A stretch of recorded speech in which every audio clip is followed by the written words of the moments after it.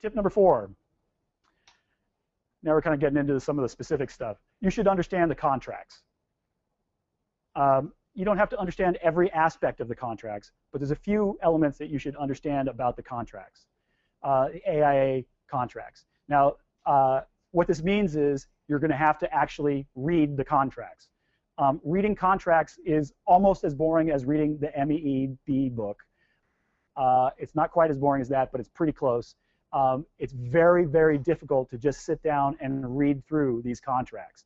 So once again, one of the things that I'm going to suggest is that you actually spend some time understanding the basics of what it is you're looking for, so you then, when you read the contracts, you're looking for how does this contract actually say that.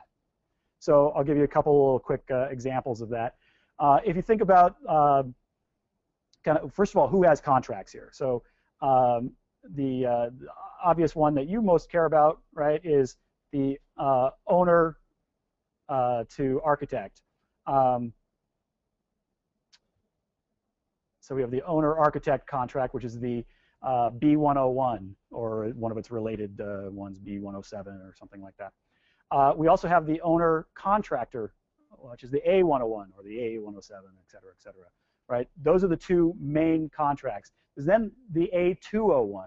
So the A101, the owner and the contractor sign. The B101, the owner and the architect sign. Who signs the A201 general conditions? Anybody know?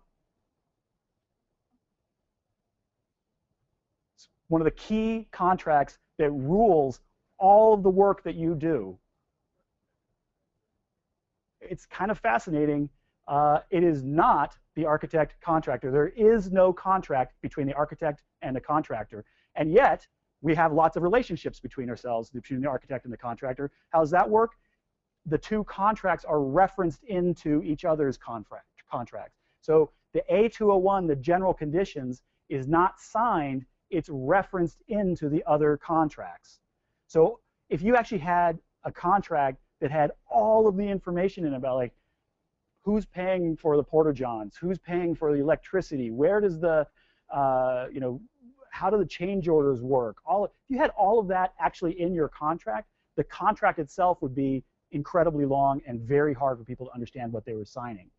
So what they do is they have a whole bunch of standard information that can be altered per situation, but it has a bunch of standard information that's put off to the side. So all that standard stuff, the general conditions, everybody can understand because it's off to the side. And the other ones then say, and by the way, we include the A201 in this contract. So they reference it in to that contract. So you focus the contracts on the important things that need to be understood for the negotiation, but then all that backdrop of information that has to be there for everybody to know what their roles are is all still there, right? So understanding who has a contract.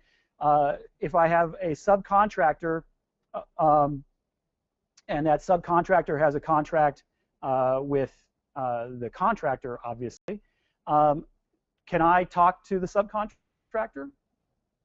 Can I go talk to him? The answer is no, I cannot. Now, we all know that we go talk to subcontractors all the time. Whatever. We're not talking about how things work in the world. We're talking about how they work on the exam, right? You cannot talk to that subcontractor. Who do you talk to? The general contractor, right? Technically, you actually talk to the owner who talks to the general contractor. But because the A201 says, oh, by the way, there's this relationship between you guys, you can actually talk straight because you're acting as an agent for the owner. So you can talk straight to the general contractor, right? So that conversation has to go through the general contractor before it goes to anybody else. So when you start looking at the exam, at the contracts, you're looking for these key pieces of information. One of them is architects do design intent. Contractors do means and methods.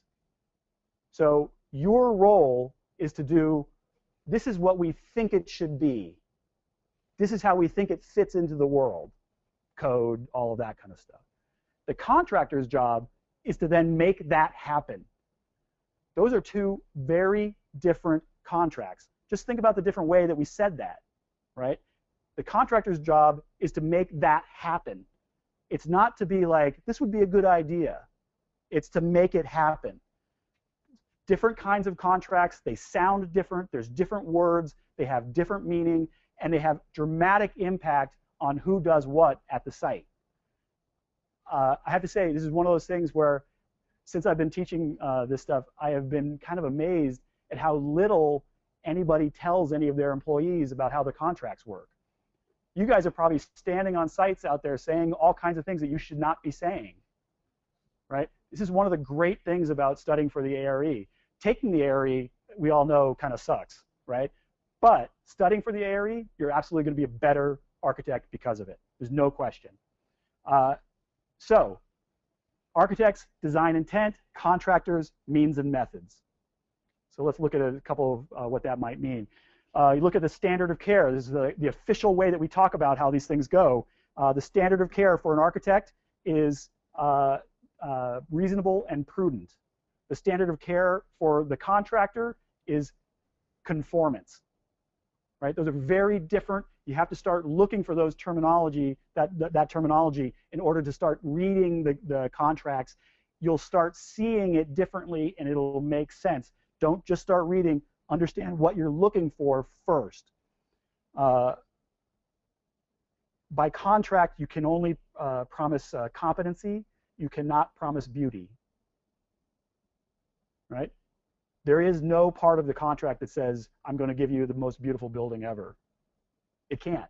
It doesn't make any sense. How could you do that in a contract, right? Contracts are not about that. Code is not about that. The exam is not about that. Don't get confused by it. Do not think that your world in this part of the discussion is about anything like beauty or interest. BlackSpectacles.com is the home of online learning for architecture and design. You can go to BlackSpectacles.com, kind of get a taste of this online A.R.E. prep curriculum we built with AI Chicago and Mike, covering all 7 sections of the exam. And there are free tutorials in every one of those courses. As a part of today's session, you're eligible for coupon codes for your A.R.E. membership. 15% off the monthly membership and 30% off an annual membership, all through the end of the month. And we're doing group memberships. So if you want to get one for your firm, or you want your firm to buy one for you, you can go to blackspectacles.com/business, or just email me. We're running a promotion again where business memberships are 15% off as well. Our next webinar is going to be different. What we're going to do is we're going to sort of have a no-holds-barred Q&A session with Mike. It's not specific to an exam. Whatever exam you're working on, you have a question, you've tried to solve a vignette, and you don't like your answer, you're unsure about your answer, put it in a PDF and email it to me. And what we'll do is we're just going to take them first come, first serve, and everyone who submits them will take an hour, and Mike will answer them one after the other. So it'll be a cool event, because if you actually have a question, you can get a real answer. And if you just want to see what other people are kind of wrestling with, it'd be a great way to learn from other people's questions and problems and so on. So that's going to be on April 22nd.